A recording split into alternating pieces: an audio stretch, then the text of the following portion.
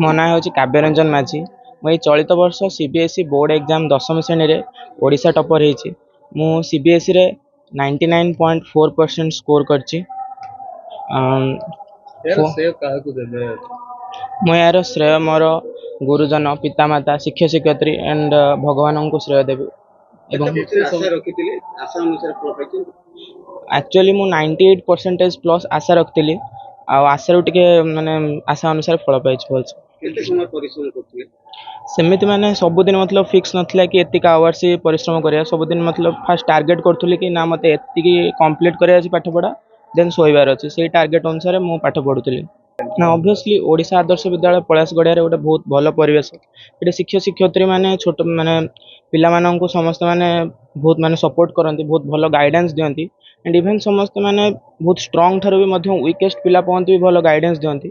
ସେମାନେ ଚାହାନ୍ତି କି ଆମ ସ୍କୁଲର ପିଲାମାନେ ଯେମିତି ବହୁତ ଭଲ ରେଜଲ୍ଟ କରନ୍ତୁ, ଆମ ସ୍କୁଲର ନାଁ ହୁଏ, ସେଇଟା ସମସ୍ତେ ସେମାନେ ହାର୍ଡୱାର୍କ କରିତେ ରୁହନ୍ତି। ଇଭେନ୍ ସବୁବେଳେ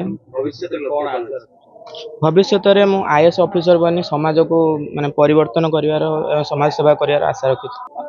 ମୁଁ ତ ପ୍ରାଇଭେଟ୍ ସ୍କୁଲ CBSEରେ ମାନେ କ୍ଲାସ୍ 5 ପର୍ଯ୍ୟନ୍ତ ବଚପନରେ ପଢ଼ିଥିଲି ଏବଂ ଏବେ ମୁଁ ଓଡ଼ିଶା ଆଦର୍ଶ ବିଦ୍ୟାଳୟ ପଳାଶଗଡ଼ିଆରେ ପଢ଼ିଛି।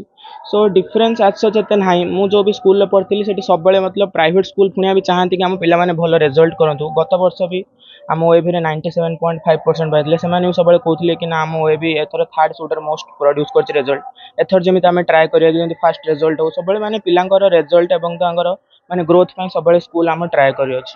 ନିଜେ ପଢ଼ିବା ପାଇଁ ଦୈନିକ ମୁଁ 7ରୁ 8 ଘଣ୍ଟା ଦଉଥିଲି, କିନ୍ତୁ ମୁଁ ଯାହା କହିଲି କି ଆଗେ ସବୁ ଟାର୍ଗେଟ୍ ରଖୁଥିଲି ସେଇ ଅନୁସାରେ ମୁଁ ବାପା ମା ତ ସବୁବେଳେ ମାନେ ମୋତେ ସପୋର୍ଟ ଦେଇଛନ୍ତି। ମାନେ ତ ଯେତେବେଳେ ବି ମାନେ ଧର କୋଉ ଏକ୍ଜାମରେ ଖରାପ ମାର୍କ ରହିଛି କ'ଣ ରହିଛି, ସେମାନେ ସବୁବେଳେ ସପୋର୍ଟ ଦେଇଛନ୍ତି କି ନା ଏକ୍ଜାମରେ ଖରାପ ମାର୍କ ରହିବାରୁ କିଛି ନାହିଁ। ସବୁବେଳେ ମାନେ ପଜିଟିଭ୍ ମାନେ ଇନଫ୍ଲୁଏନ୍ସ ମୋ ଉପରେ ରଖିଛନ୍ତି। ଆଉ ସେଇଥି ଲାଗି ମୁଁ ବି ମଧ୍ୟ ତା ପାଇଁ ମୁଁ 100% ମୋର ହାର୍ଡୱାର୍କ ଦେଇଛି, ଆଉ ସେଇଠୁ ମୋର ଏ ରେଜଲ୍ଟଟା ଆସିଛି। ସାର୍ ବହୁତ ଖୁସି। ମୋ ଭାବନାଠୁ ବହୁତ ଆଗକୁ ସେ ଚାଲିଗଲା। ଯାହା ହଉ ତା ପାଇଁ ଆମର ପରିଚୟ ତିଆରି ହେଲା, ସେଇଟା ସଫିସିଏଣ୍ଟ। ଆପଣ କ'ଣ କରନ୍ତି ଏବଂ ପୁଅ ପାଇଁ? ହଁ, ମୁଁ ଜୁନିୟର କ୍ଲର୍କ ଅଛି, ନୀଳକା ହାଇସ୍କୁଲ ଅଛି। ପୁଅ ପାଇଁ ସଦା ଚେଷ୍ଟା କରୁଛି ଯେ ବାବା ତୋର ପାଠ ପଢ଼ା ଆଉ ତୋ ଏମ୍ଟା ତୁ କେମିତି ଫୁଲଫିଲ୍ କର, ତୋ ପରିଚୟରେ କେମିତି ଆମେ ଚିହ୍ନା ପଡ଼ିବୁ, ସେତିକି ମୋର ଗର୍ବ। ସେତିକି ଯଦି କରିଦେବୁ ମୁଁ ଖୁସି ହେବି। ଆଶା ତ ଥିଲା ନିଶ୍ଚିତ, ମୁଁ କେବେ କହିନଥିଲି, ଆଶା ଥିଲା। ଆଉ ବାକି ସେ କହିଲା ବାବା ମୋର ଟିକେ ଡାଉଟ୍ ଅଛି, ମୁଁ ସେଇଠି ଟିକେ ଭାଙ୍ଗି ପଡ଼ିଥିଲି। ତ ଯାହା କରିଛି ମୋ ସନ୍ତୁଷ୍ଟଜନକ କରିଛି।